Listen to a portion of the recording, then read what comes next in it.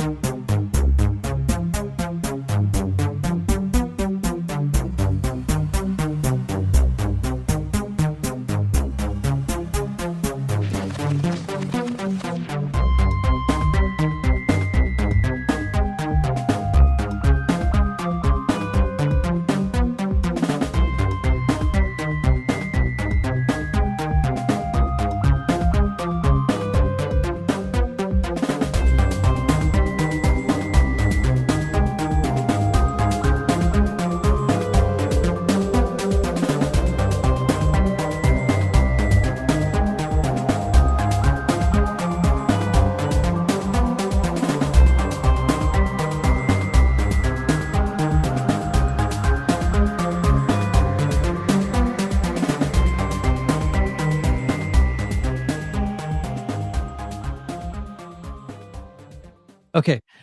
Since you have not been on the Melt before, and I know this is something that you get asked a lot, but maybe, you don't have to make it very long. You can summarize maybe what your background is, what sort of context you're in, what you do, what's your profession, what are your interests, so on and so forth.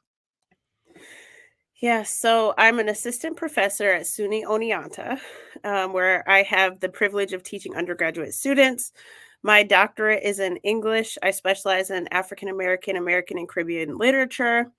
I had the very, very good fortune of studying for my doctorate at Howard University in Washington, D.C. And since my graduation, I've been very much a public intellectual, uh, circulating and sharing the framework that actually stems from my over 2 decades now long research, focused on everything race and racism. Mhm. And part of what I do, in addition to teaching and writing pretty prolifically, is I educate folks, usually in the diversity, equity, and inclusion space, or more specifically anti-racism, on how to more effectively do the things that anti-racism and diversity, equity, inclusion desire to do, but arguably fall short of, because Very it is more or less new, or at least newer in the very, very public way. And we're still figuring things out in those spaces. So I Mhm. offer my expertise to folks who are practicing in that line of work. And fun fact, outside of all things work related, Uh-huh. I am a mom of 4-year-old triplets. Oh my God. Oh, Yes, wow. Holy yes. moly. Oh, 2 boys and 1 girl, and, they are the loves of my life, and every chance I get when I'm not focusing on fulfilling what I believe is my life's purpose, I am spending time with them and my partner, and soaking it all up, because I know they are not gonna be this small anymore. They're growing so fast. Yes, that's very, very wise of you to realize that. I have a 14 and a 16-year-old, and it's like watching a time lapse film, like just I mean, I guess on one hand, it seems to go fast. On another hand, especially when they were younger, it seemed like sometimes days seem to last forever. So it's kind of a weird combination of both of those timelines. But so how are you received in those spaces when you go to anti-racism spaces or the diversity, inclusion, equity spaces? Are they open to what you have to say? Or, I mean, I guess they're asking you there, right? So, That's exactly right. yeah. Yeah, so I'm actually most inspired by the Black radical tradition and Afrofuturism. So while what I'm saying is arguably radical, it's not coming up against the nature of anti-racism or diversity, equity, and inclusion initiatives or efforts. And so I find that folks, when I'm in a space sharing my ideas, are overwhelmingly supportive, overwhelmingly interested, inevitably having a lot to think about, and which I take that all to be very good responses to anything that I have to say. Sure. Yeah. It's such a weird time. Like telling people to let go of the concept of race when, back in the days of Martin Luther King, that would have been something that would have been probably welcomed with open arms. Whereas now it seems like people want to hold on to their identities, these arbitrary characteristics that they choose to categorize themselves by or define themselves by. And I could see a lot of resistance in those spaces. Like they really hold on to those definitions and those categories. Is that what you find too, or? Well, I think there's definitely a lot of resistance to the kinds of sentiments that you expressed. And here's why. And here's how what I'm saying actually differs and challenges some of the ideas that underpin what you just articulated. Okay.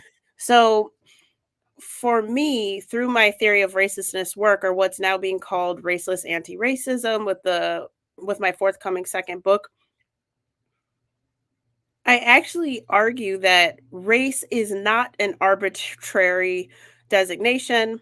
I contend that race is meaningful because what people think race is, how it operates in our society, they're often talking about culture, they're talking about ethnicity, both of which have value to human beings.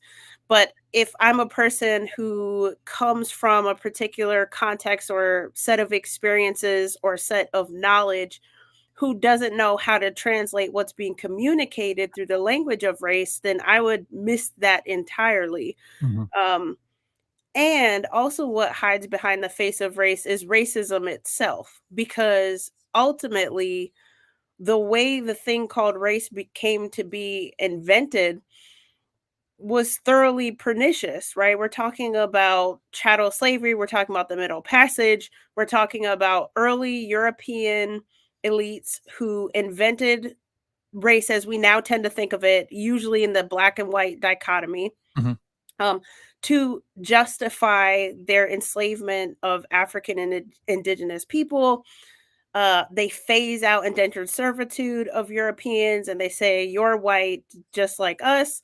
Um, and with that, race comes to reflect a class system, an economic and social class system. And that class system remains today. It just looks differently than how it looked before. And Mhm. so, to my mind, it's not arbitrary because we're talking fundamentally about social and economic hierarchies, which I guess we're arbitrarily born into these contexts and these Sure. hierarchies, but it's far from arbitrary if you're on the lowest part of the totem pole or the hierarchy.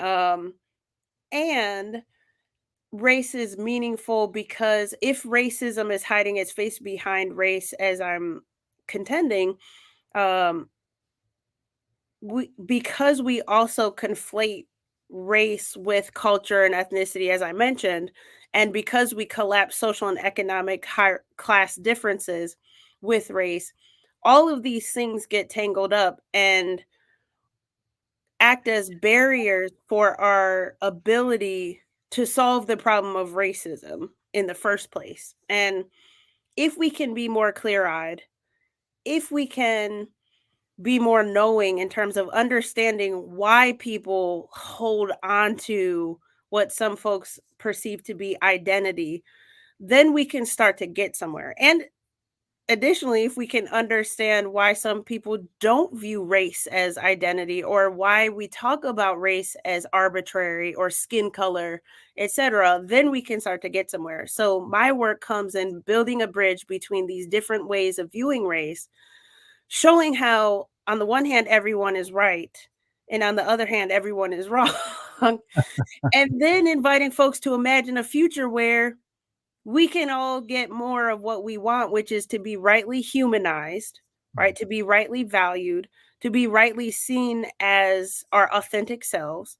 Um, and I think we can bring that to fruition if we can get rid of racism, but we can't get rid of racism if we miss all that is hiding behind race. Mhm. Sure. I guess what I meant by arbitrary was it's a characteristic that we don't choose. We just kind of arrive here and we're either this or that or the other. And yeah, so we sort of land in these suits and, unbeknownst to us, that means something to other people, what we look like. And whether we choose to identify that or concretize that in some particular way is fascinating because I think that it's important. To me, what's much more interesting about a person is what is internally, what's inside, what's going on in their minds, how they think, how they feel, how they look at the world, what they do with the world, how they interact with the world. So I guess it seems arbitrary because uh, I think ideally those things, those characteristics shouldn't have to do with how we're seen or shouldn't have to do with how we're allowed to navigate in the world. But of course, we know that that's not the case and that there's a lot of weight in those different categories that we are classified into and we classify ourselves into. But so as far as the theory of racelessness is concerned, what are the core tenets of that for people who aren't familiar with that theory or your work?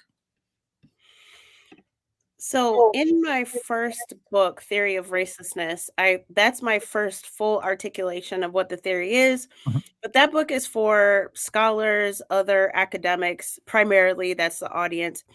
So in my next book, this is for a much broader audience, and I come to re-articulate the tenets because in many ways I'm saying the same things that I was saying in the first book. However, 2.5 years of talking with folks about the theory of racistness has enabled me to unlock some of what people might initially miss when they hear me talking about the theory 2 years ago. Mhm. So this is a re-articulation of what I've really been saying all along. There are 5 tenets. The first is that our belief in race and practice of racialization are not meaningless because racism and valuable aspects of humanity hide behind what we call race. And this sounds familiar because I was just talking about this. Yes. The second tenet is that race does not exist in nature for humans or as a social construction. And although we all are racialized by ourselves and others, we are raceless and operating within racializing systems. The second tenet is that racism is a system of economic and social oppression that requires the belief in race and practice of racialization to subsequently reinforce these power imbalances. 4, racialization is the process of applying an inescapable economic and social class hierarchy to humans. And 5, racism does not exist everywhere in the same way and can be overcome. Mhm. So these are the guiding tenets of the theory of racistness. And in my next book, I offer different tools, concepts, language, all part of the theory as a framework, as a lens for how we can analyze, talk about, teach about uh, all things related to racism. These tenets and the tools work in any context, but in the context of the United States, when I'm talking about racism, I'm talking primarily about what other folks would call anti-Black racism. Mhm. Okay. I was gonna ask how you were defining racism in these terms. Yes. Yeah, okay. You want me to restate it? Sure, sure. So, racism is a system of economic and social oppression that requires the belief in race and practice of racialization to subsequently reinforce those power imbalances. Gotcha. And what is racialization? It's somebody who, uh, identifies themselves as a particular race, or that comes from the outside? It's both. So, racialization is the process of applying an inescapable economic and social class hierarchy to humans. Okay. Anywhere you see the assignment of racial identity to groups of people, that comes from a group that seeks to be dominant and seeks to subjugate or oppress other groups of people. Every single context where racialization, this is what happens. So, in the context of the United States, that's how we arrived at the category of white and black, indigenous, person of color, Asian, you name it. Mhm. If it's part of how we think about race in the context of the states, the invention of these imagined groups uh, is part and parcel of this assignment of identity.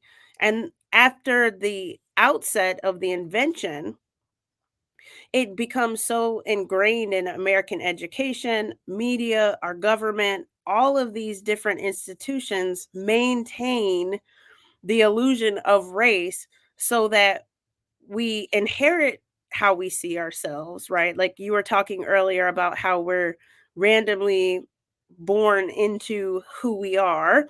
And based on the context, we get racialized in particular ways. We know that because we learn that from our society, Yes. right? And for many people, once we learn how we're racialized in our society, then we also racialize ourselves. But Mhm. it's both, right? Because I'm not born racializing myself. I have to learn Yeah. Yeah. where I stand in society and then I racialize myself. Yes. Which can be very, very limiting, I think. A limiting state of mind if you think that, because of the race that you believe that you are, you can do this, but you don't feel comfortable doing that, or behaving in a particular way, or talking a particular way, or whatever. Those things are very, very fascinating. Well, it's not just limiting, right? The very function of racialization coming from a dominant group who seeks to subjugate and oppress other groups. Mhm. I mean, by its very nature, if we understand racialization to be that, it's dehumanizing because the very function of race in America is to decide who is human and who is subhuman. And as we know at the outset, people who were racialized as black were people who were enslaved. And that meant that they were seen as chattel, as property, as beasts, as not human at all. Um, and because we've kept that way of seeing ourselves and each other, and we've maintained the language of racism, we've continued to carry on that dehumanizing um, worldview. And how you see me and how you see yourself is going to be dictated by how you're racialized in our society more often than not. Mhm. How how big of a part these days, especially since we're so steeped in media, how big of a part do you think that media plays in all of that? Of course, media plays a critical role in how we see ourselves and how we see each other. Mhm. Um, it's interesting. It's an interesting aspect of our conversation because when I say our conversation, I really mean the conversation about racism Mhm. because the media are born into the same society and the same context that we're talking about, right? So it's this Sure. self-fulfilling cycle. It's not like there's a certain sector of people who decide, you know what? I want to maintain anti-black racism or any type of racism, and I'm going to go into journalism, right? Or I'm going to go into filmmaking or whatever, and I'm going to do X, Y, and Z to continue it. People, of course, aren't thinking like that. It's like every single one of us is born into a matrix. And part of the work of the theory is to help people be more clear-eyed about what the matrix is. And part of that journey for me is talking with people like yourself and people with Ada, who you mentioned earlier, because we all arrive at our beliefs about race and our beliefs about racism in different ways, and yet also in some ways in ways that time and time and time and time and time and time again prove to be cyclical, prove to be constant. Like nobody has told me anything about race that I haven't already heard or read a million times over. Um, we all arrive at our conclusions about race for a variety of reasons, and how we arrive there, if we are unable or unwilling to recognize that, will continue to hinder our progress as it pertains to how can we actually see ourselves and each other as full human beings. Mhm. I see a lot of in the last 3 years, a lot of divisiveness around race, and to me, I mean, I'm very conspiratorial minded. I think that I suspect. I don't think the government necessarily is our friend. I think that sometimes there are agendas, and I believe that, you know, we're easier to manage if we're divided, and if we're distracted into infighting as opposed to paying attention to maybe what our government is doing, not in our best interests. And it seems like the last 3 years, I mean, the way that race is presented in this country, it seems like all the progress that we felt like was happening is not only been reversed, but it's worse than it's ever been before.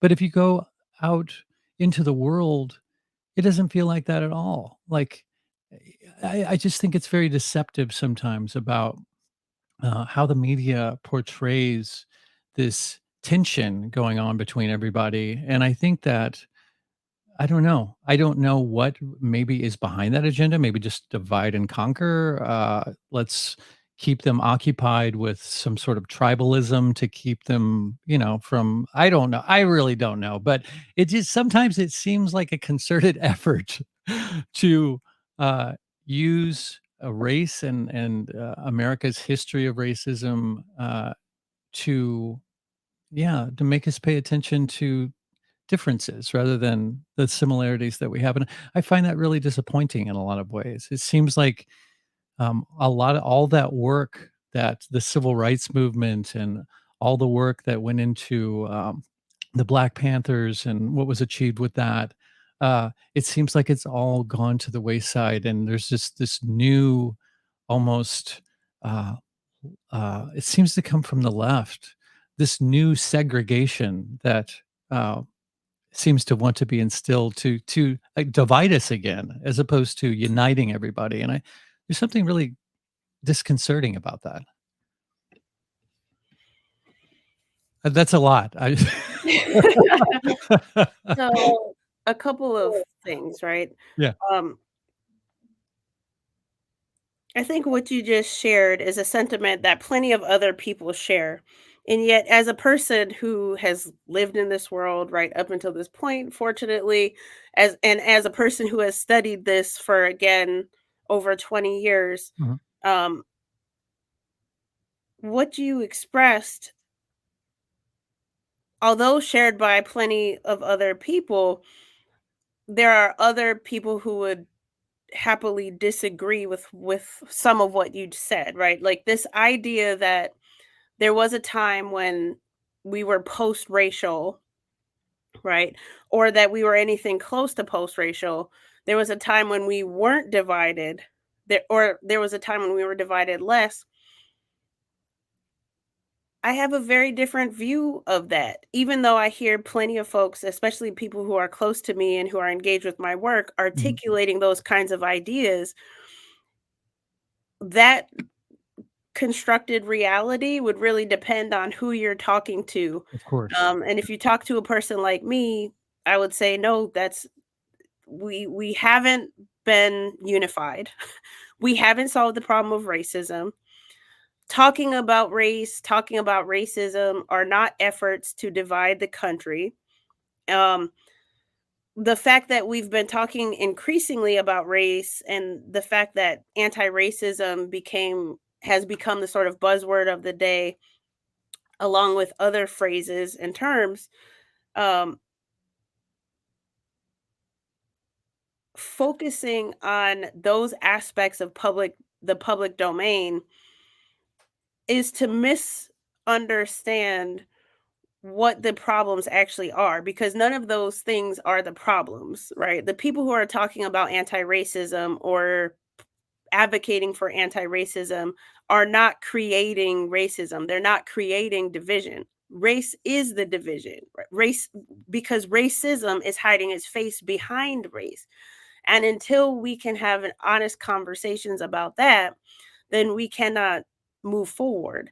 Um, and arguably, many people who get racialized as white tend to have similar types of views that you're expressing for reasons that make perfect sense because of how racism operates in American society. Um, I've experienced explicit racism at very critical points of my life, going back to childhood. Uh, as an academic at an institution that I'm very happy to be at, I experienced racism. I had a staff member call me the N-word on the yard during the summer. Wow. Um, yeah, like I experienced racism here. My students who are not racialized as white experience racism. And instead of focusing on affinity groups, for example, right? When I hear segregation, when I hear people talking about segregation these days, I often translate that as partly talking about affinity groups and that type of thing.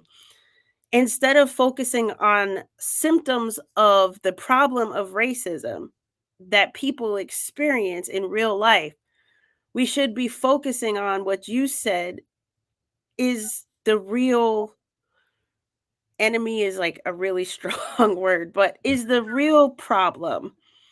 Um, there are people, still the elite, who profit off of the continuation of the matrix, especially as it pertains to racism.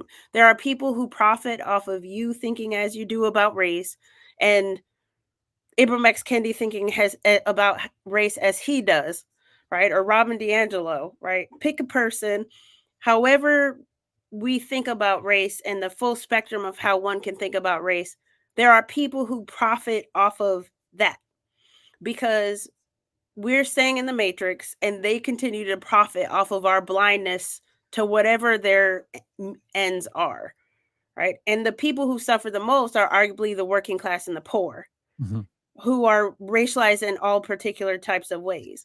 And I would also say, as you were talking, I couldn't help but think about how I could easily hear the words that you are saying coming from other radical folk who are like Ibram X. Kendi or Nicole Hannah Jones, right?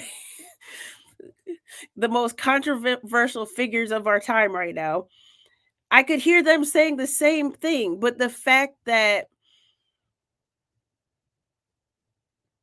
more people don't recognize that that's what's being communicated behind discourse on anti-racism, for example, is evidence of the matrixy nature that we reside in, that has always existed. There were 100 years ago, there's a scholar, George Floyd, who I love to study and teach students about, who was sharing some of the ideas that I'm sharing right now and talking about how the gulf between people who get racialized as Black and people who get racialized as white is increasing, talking about how education, media, the government, all of it is playing a part in upholding that division. Um, and if only more people could wake up to that reality so that we could actually stop the causes and effects of racism and focus on other problems involving economic class issues, right? Um, even the ideas I'm expressing, though I've synthesized a lot, um, aren't new because we stay in the matrix, and then we have voices like mine who are outside the matrix trying to say, "Hey, y'all are saying the same thing," but the fact that you can't recognize it—that's the problem, right? How can we build bridges between how you think about race and how, I don't know, pick any left-leaning journalist. None are coming to mind, of course, because I try not to fall into these traps. But Yes. Yeah. um, pick any left-leaning journalist, and they're saying the same thing. You're just using different language, and that tells me that there's a translation that needs to happen. And translation is the primary tool of the theory of racistness, the primary tool of the theory, because if you cannot translate what you're hearing from other folks when they're talking about race, then we cannot do the thing of unification. We cannot heal. We cannot reconcile. We cannot be more clear-eyed about what racism is and what it isn't. And that's the unfortunate reality that we live in. And more unfortunate, or as unfortunate as you rightly pointed out, there are people who profit off of us staying in the matrix. And it's not ordinary folk like you and I. And I don't use ordinary pejoratively here. Oh, yeah. I don't take it It's that way. just, it's the billionaires and millionaires, they profit off of us. And they own the media. They own the government, the politicians, right? Yep, Like I agree. we're all in the matrix, and most people don't actually benefit from being in the matrix.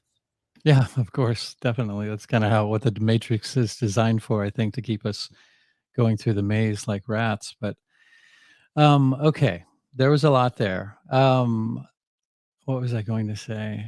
Uh, okay, first of all, I didn't mean to imply that we had reached some sort of Eden and some, everything was idyllic and all peace was throughout the land. I didn't mean to imply that at all, by any means. I just was trying to imply that I felt like it seemed like uh, some progress had been happening, no matter how slow or how quickly, and now it seems to be regressing. I would be interested in seeing or asking you what you think that I got wrong out of my assessment, because I'm just conjecting here. And my ego wants to cast myself as somebody who feels like they're on to the matrix, like they understand what's going on. But the way that you put it, it made it sound like I was still in some I had lost I'm lost in some alcove of the matrix that I might not be aware of. So please inform me. I'm always open to critique. So what do you think that I got wrong in my assessment? Well, I would definitely need to hear more from you to give um, the most accurate assessment. But Mhm. in the things that I've heard you say, and I feel like the podcaster that you mentioned earlier falls into this trap too. Like, because racism is part of our political system, and including in the UK where she is, um, people depending on their political leanings fall into different types of traps as it pertains to the problem of racism. And it strikes me that that doesn't help that doesn't help any of us build any bridges toward each other, because of the fact that these problems, our lives are politicized in a lot of ways. Yes, um unfortunately. so when I hear ideas about, we're more divided now than before, but that the divisions really started since George Floyd's death. When I hear about a new segregation, when I hear about, it's mostly left-leaning journalists who are uh, increasing the antagonism that we might feel toward each other. Um, when I hear those kinds of expressions, then I'm able to translate roughly and mostly accurately uh, what's being communicated, um, and where that communication jives with my understanding of the matrix, Mhm. and where it doesn't, right? Sure. On the one hand, I hear you saying, you want to be seen as a human. You agree that I should also be seen and treated as human. That you reference Martin Luther King Jr., which is another topic that people bring up, that I can translate. Um, the content of one's character should matter more than anything else. And oftentimes, what's missing to my mind, um, in those kinds of expressions includes the fact that as I was saying a moment ago, that's the same thing that other people that I sense you might strongly disagree with in terms of their approach or their expressions, are saying. Mhm. And and that Martin Luther King Jr. was a socialist by the time he died. He spoke about the importance of the content of one's character over anything else because he recognized the perniciousness of racism, particularly anti-Black racism, and he didn't want to be racialized because he recognized the dehumanizing apparatus that racialization was. Mhm. So he's calling to everyone else who can be in the sound of his voice to see the matrix, right? And to decide to destroy the matrix, not transcend it, not ignore it, not bury it or overlook it or just skip to the good part in some ways. And that's why he was on the FBI's list as the most dangerous Negro in American society. And that's why he was assassinated. So the fact that we've made progress, I think, is a point that most fair minded people agree with. But there's plenty of progress that we haven't made, as evidenced by the fact that, as you said, many people are feeling more divided now than ever. I would say that we're not more divided now than ever. It just seems that way because of the advent of social media and Yeah, exactly. technology. Yeah, that's the point I was trying to make. Right. So it seems like we're more divided now than ever. But arguably, we're doing things that we've always done and expecting a different result. Mhm. And until we can put aside politics, which is theory of racelessness is nonpartisan for that primary reason, trying to get outside of our political system, Yes, which for sure. keeps us as us versus them always. Um, until we can actually do that, and we need pathways to be able to do that, then we're going to continue to feel more divided. In some real material ways, we might actually end up being more divided. Um, and how unfortunate because it doesn't have to be this way, but it will be this way if we don't hear each other. It will be this way if people don't understand what you're saying about race, and if people don't understand what a person that they believe is like on the other end of thinking about race is saying. If we can't get to a place of understanding, then we certainly can't get to a place of agreement. And we can't get to a place of agreement if we're all looking at primarily the symptoms and attacking it. Like what's happening to DEI in this country is really a sad thing to me. Yes.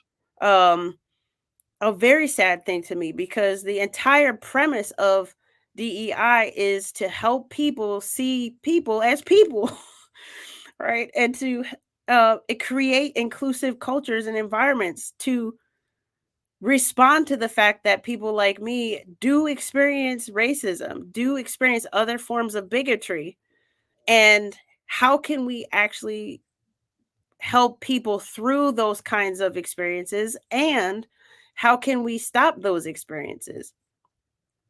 And the fact that we needed DEI in the first place to do any of that, I think is telling about the slow progress that we've been making as a nation. Um, DEI was created in response to the problems, and but DEI itself is not the problem. And how can we recognize that, and how can we actually solve the problem? That's what I'm invested in. That's what I've invested my entire life's work to doing. Yeah, I think that that totally makes sense. By me pointing out the left, I was not trying to say that they're the only ones guilty of skewing things to make things look a different way than they actually might be. The right certainly does that. I don't affiliate with any political side at all. I think it's mostly just theater. So I don't have a whole lot of faith in politics, unfortunately, except maybe local politics. So yeah, I think the DEI situation is very, very skewed, and I think that it's almost working against what it's setting out to achieve in many ways. But um, so one of the things I wanted to ask is, let's see, what where I lost track of the question. Oh yeah, a thing that a lot of people get mixed up is race and ethnicity, and what is the difference between those two things? Well, race is quite simply racism. Mhm. And what I mean by that is, if you see me write racism anywhere, I usually spell it with the word race in it. Yeah. That's me signaling that I define race the same way that I define racism, because without racism, the illusion of race doesn't exist. It's not a thing. Mhm. So, race then, if I were to borrow most folks' language and drop the ism, race then is a system of economic and social oppression that requires the belief in race and practice of racialization to subsequently reinforce those power imbalances. Ethnicity, on the other hand, involves number one, ancestry and DNA, right? Mhm. It involves culture, so religion, language, food, fashion, politics, all of that. And I view ethnicity as arguably a slightly better, slightly better, sometimes less nefarious way that humans divide themselves from each other. Mhm. Um, because it does have more fluidity, or at least it can have more fluidity. Sometimes people view ethnicity as synonymous with nationality, which I don't find to be problematic in most instances.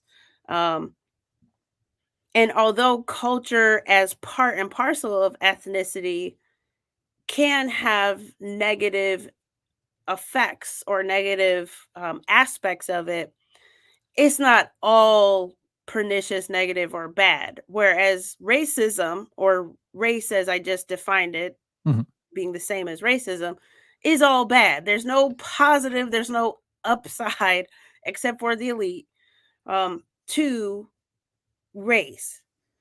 And in that way, in my forthcoming book, I talk about how, because we conflate in the context of the United States race with ethnicity, we lock up a lot of the valuable, beneficial aspects of humanity with racism itself, which is a problem. And so long as we continue to racialize ethnicity, because many people, they say, well, maybe ethnicity is a better way to connect, right, with other people. Mhm. Maybe ethnicity is a better way to identify ourselves even as individuals.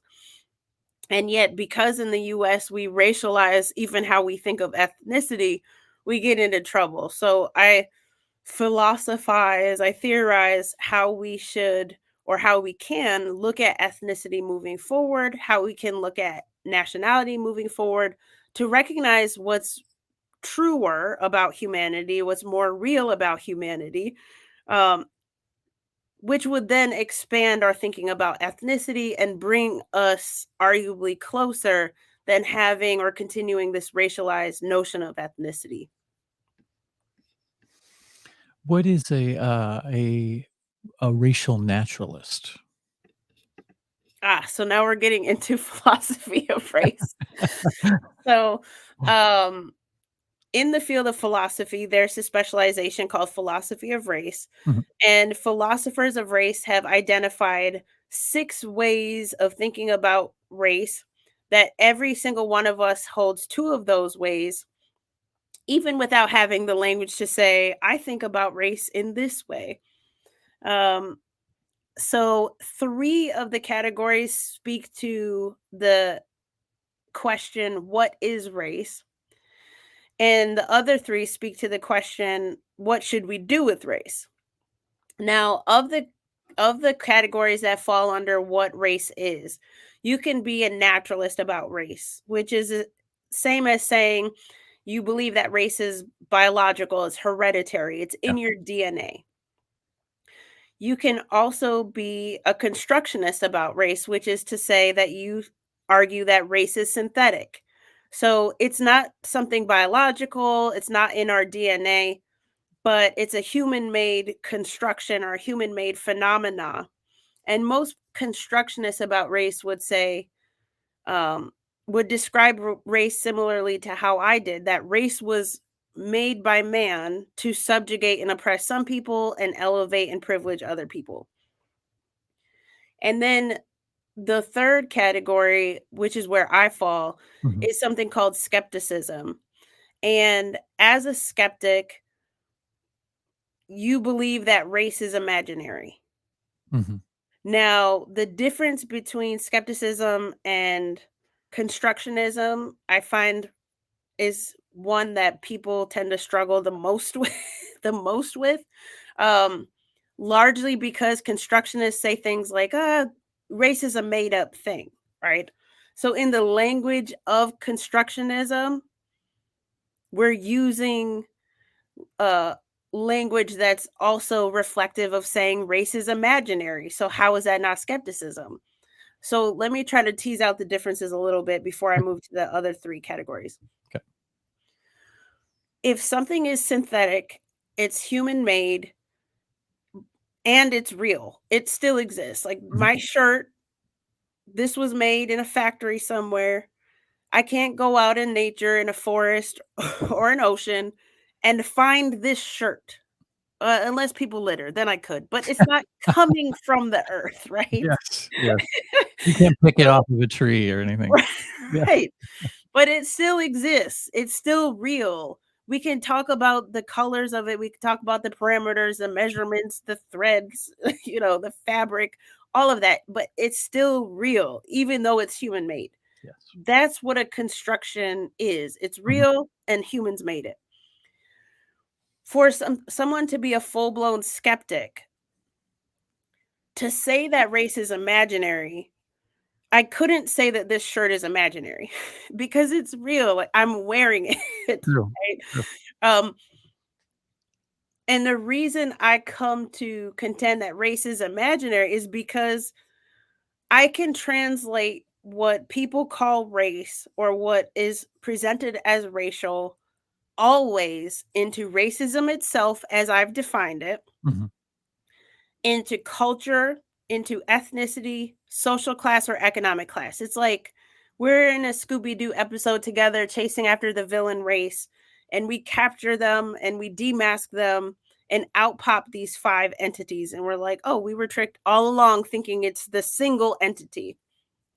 So as a skeptic, because I can always translate what presents as race into something else, to me, I'm like, race is an entirely imaginary category.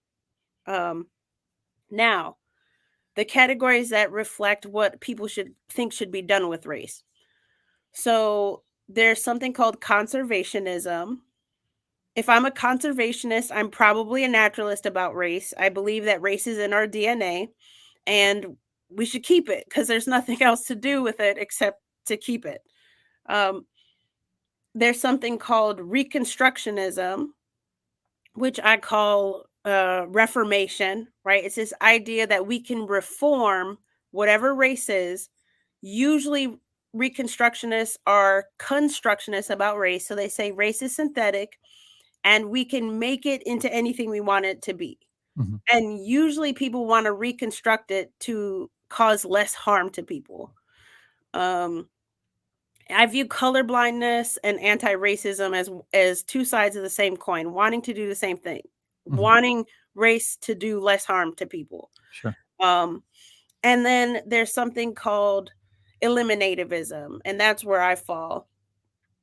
Eliminativists want to terminate race. They want to abolish it.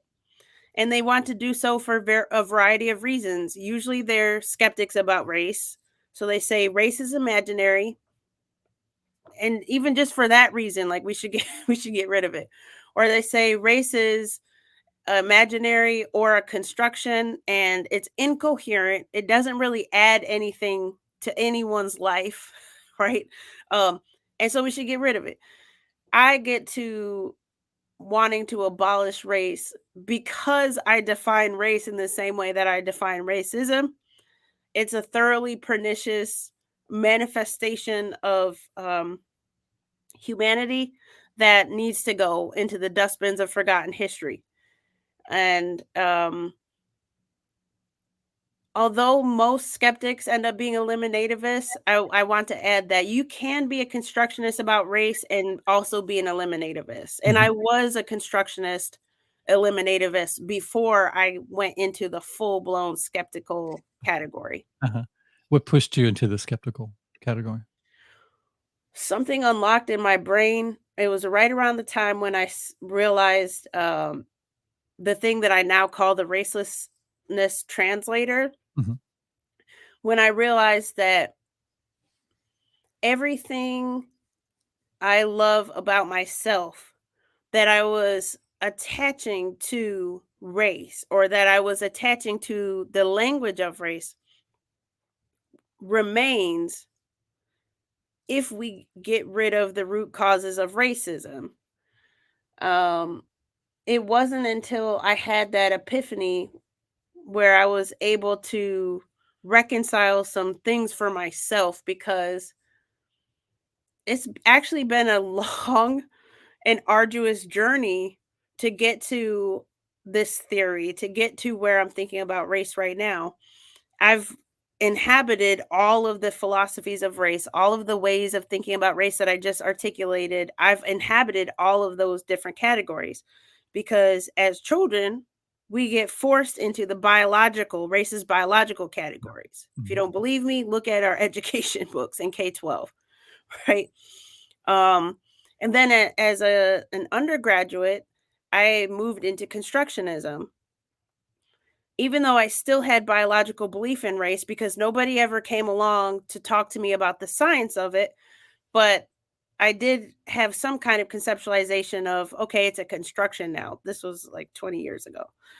And then I moved into full-blown skepticism toward the end of my PhD program, really right before I defended my dissertation.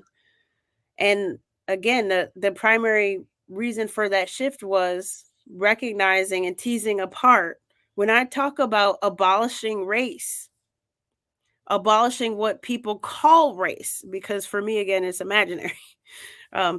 I'm talking about abolishing racism. So I'm not talking about abolishing the positive aspects of culture. I'm not talking about abolishing DNA or, anything scientific. I'm Sure. not talking about getting rid of any of that. I'm literally just talking about racism, and unlocking that for myself helped me recognize, you know what? I'm not a constructionist. I'm not a constructionist about race anymore, because every time somebody says, but what about this or what about that?